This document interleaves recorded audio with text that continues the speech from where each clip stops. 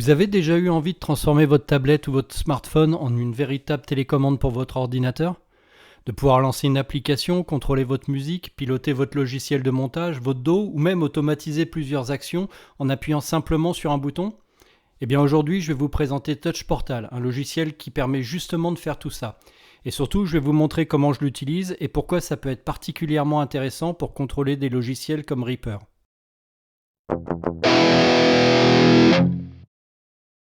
Alors au début, il y a eu le Stream Deck.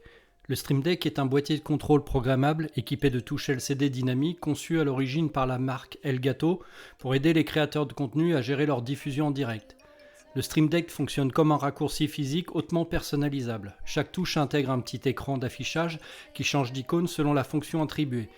Par exemple, lancer des applications ou des sites web en un seul clic, contrôler son streaming en changeant de chaîne sur OBS, couper le micro, lancer un générique, gérer du contenu multimédia en ajustant le volume, passer une musique sur Spotify, couper la caméra, exécuter des macros complexes pour enchaîner plusieurs commandes dans des logiciels comme Photoshop ou Premiere Pro. On peut même piloter la domotique en allumant des lumières connectées telles les Philips Hue, en modifiant l'éclairage du studio par exemple. L'appareil se branche en USB sur votre ordinateur et s'utilise de manière très intuitive.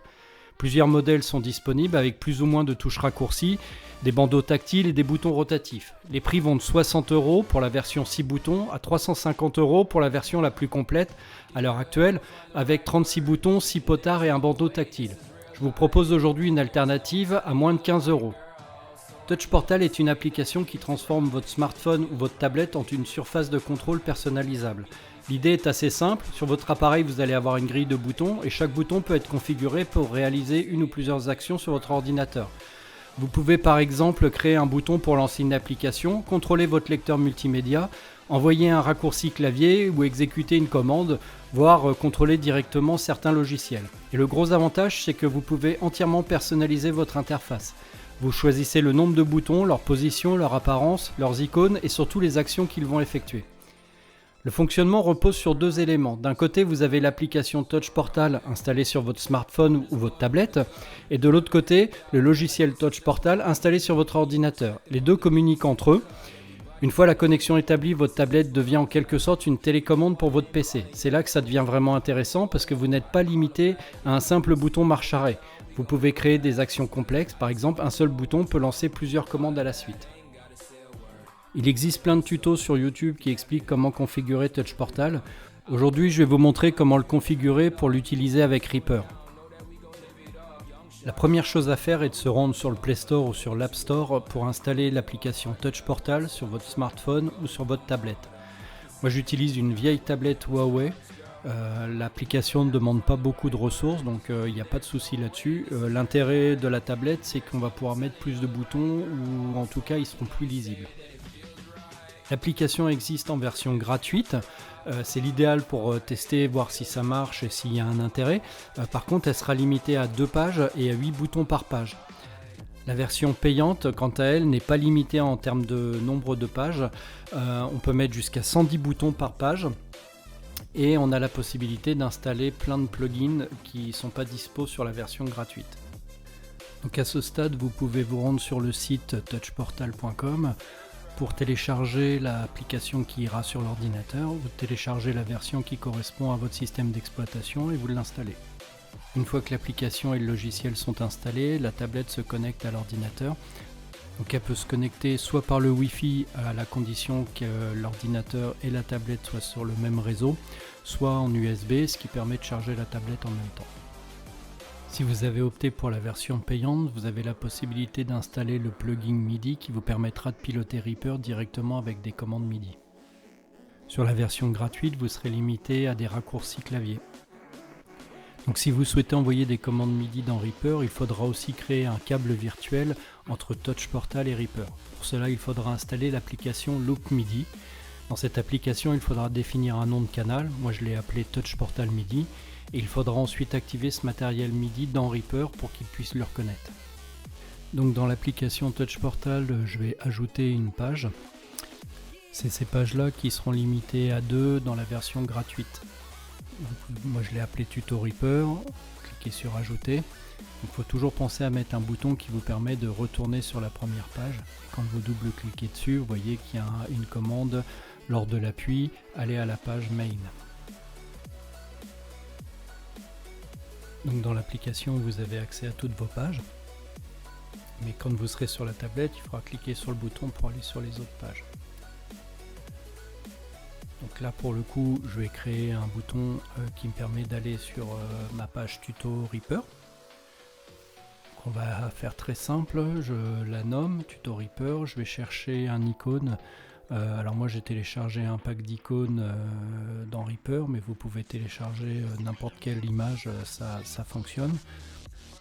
Je vais chercher la commande aller à la page. Je la glisse dans le menu et je sélectionne la page Tuto Reaper. J'enregistre. Et maintenant quand je vais cliquer sur cette icône là de la tablette, ça va m'ouvrir la page qui correspond à Tuto Reaper. Bon là je vois que mon icône est blanche et mon texte est blanc, donc je modifie la couleur pour que ce soit un peu plus lisible. Et donc dans l'appli je retourne sur Tuto Reaper. Je vais renommer ce bouton là. Donc je double-clique dessus. Et je le renomme. Je peux changer les couleurs, je pourrais changer les icônes. Il y a plein de possibilités. Donc on voit bien sur cette page qui correspond à la version gratuite que j'ai 4 colonnes et 2 lignes qui correspondent à 8 commandes. Mais sur les 8 commandes, à chaque fois j'en ai une qui me permet d'aller sur une autre page. Donc là j'ai double-cliqué sur une zone vide. Je vais choisir une icône parmi mon pack que j'ai téléchargé de Reaper. Je prends la fonction Play.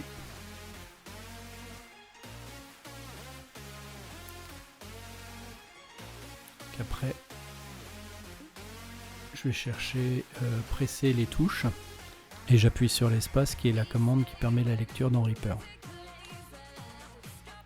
Ensuite dans Reaper, j'ai la possibilité d'affecter des raccourcis à des commandes.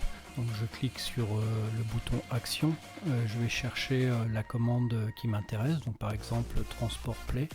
Donc je vois que l'espace est déjà affecté, c'est celui que j'ai utilisé tout à l'heure. C'est celui qui est par défaut dans Reaper. Mais je peux ajouter une commande, par exemple CTRL-SHIFT F9. Je clique OK, elle est bien ajoutée, je ferme. Et donc dans Touch Portal, je redouble-clique sur ma commande. Alors elle est toujours en space. Je la supprime. Et donc je reclique, presser les touches, CTRL-SHIFT F9. J'ajoute, je valide, et donc dans Reaper ça va lancer la lecture avec cette nouvelle commande. Donc autre possibilité avec les commandes MIDI cette fois, pour l'exemple je vais créer 3 pistes. Dans une des pistes je vais mettre un item MIDI, média, peu importe. Donc, en fait j'aurai une piste qui aura du contenu et 2 pistes qui seront vides.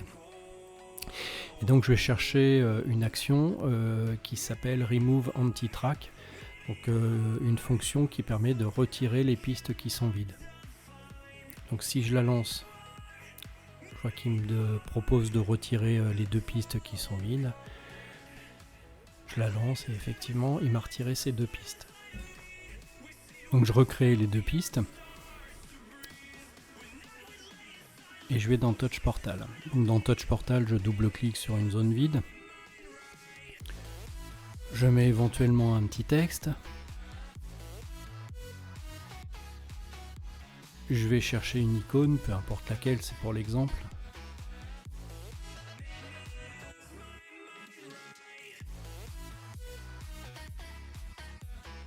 Et donc comme j'ai installé le plugin, je vais avoir la possibilité de lancer des commandes MIDI. Donc, je vais chercher celle qui correspond. Là on voit apparaître Touch Portal MIDI qui est le câble virtuel que j'ai créé. Bon, je lance un CTRL Change. Je choisis mon canal et la valeur que je souhaite envoyer. Donc de préférence une valeur qui n'est pas déjà utilisée dans Reaper.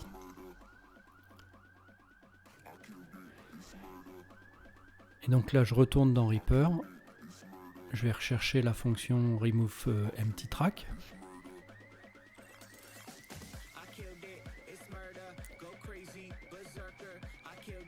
Et donc je vois qu'elle est associée à aucun raccourci. Donc j'ajoute le raccourci. Et là sur la tablette, je vais appuyer sur le bouton. Donc comme ça, je suis sûr qu'il y a bien le lien. Il y a un décalage de 1 entre les canaux. Donc ça peut me mettre un petit peu le bazar. Donc le mieux c'est de faire ça. Donc là quand je clique sur le bouton de ma tablette, ça me supprime bien mes deux pistes. Voilà, c'était 2 exemples rapides pour montrer les possibilités du logiciel. Vous pouvez aller plus loin en personnalisant vos boutons, c'est juste des images, et en créant des commandes plus complexes. Par exemple, il est possible de changer la couleur de l'icône en fonction de son état d'activation, ou même d'utiliser des variables pour faire bouger des faders. Donc si vous voulez d'autres exemples, dites-le moi dans les commentaires.